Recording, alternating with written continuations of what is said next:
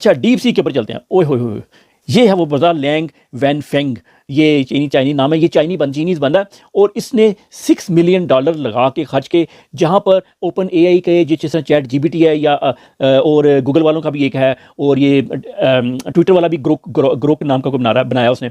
ये सारे $100 of million लगा के उन्होंने ये आर्टिफिशियल इंटेलिजेंस के सॉफ्टवेयर बनाए थे। इस बंदे ने ओपन सोर्स बनाया, ओपन सोर्स, और $6 मिलियन में बनाया, $6 मिलियन में बनाया।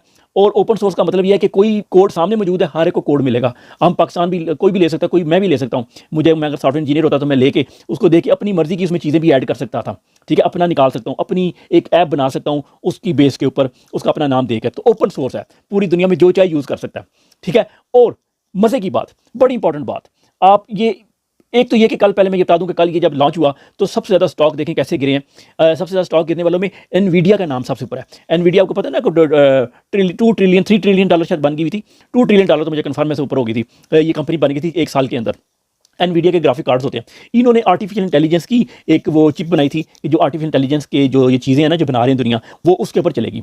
अब हुआ क्या, इसके शेयर क्यों सबसे ज़्यादा गिरे? गिरने तो चाहिए थे माइक्रोसॉफ्ट के, गूगल के, वो 3.2% गिरे हैं, ठीक है, और दूसरे माइक्रोसॉफ्ट के 4%, गूगल के 3%, जबकि असल तो उनके गिरने चाहिए थे, क्योंकि आर्टिफिशियल इंटेलिजेंस के जो सॉफ्टवेयर हैं वो तो इनके हैं। इनके क्यों नहीं गिरे? मैं बड़ा सोची पड़ गया, मैंने कहा यार ये इनके नहीं गिरे, AMD का गिर गया, AMD तो प्रोसेसर बनाता है, इसका भी गिर गया उनसे ज़्यादा, एनवीडिया का इतना क्यों गिर गया? तो जब पता लगा तो बड़ी इंटरेस्टिंग आपको बात आते हैं।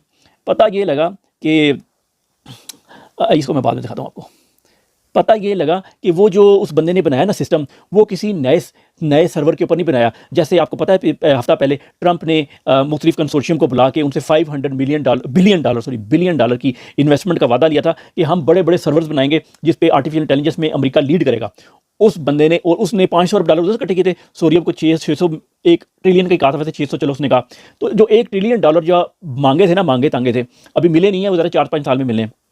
वो इस एक बंदे ने वाड़ के रख दिए हैं सिर्फ एक ऐप लॉन्च करके। कैसे? वो ऐप जो है ना वो पुराने कंप्यूटर पे चलती है, वो पुराने सर्वरों पे चल जाती है, उसके लिए कोई कंप्यूटिंग पावर नहीं चाहिए। तो अब अंग्रेज जो है ना ज़रा आज बड़ा वो BBC भी और अमेरिका के भी, नहीं इसमें हमारा भी फ़ायदा, वो फ़ायदे ढूंढ रहे हैं। फ़ायदा क्या ढूंढ रहे हैं? बड़ा इंटरेस्टिंग है।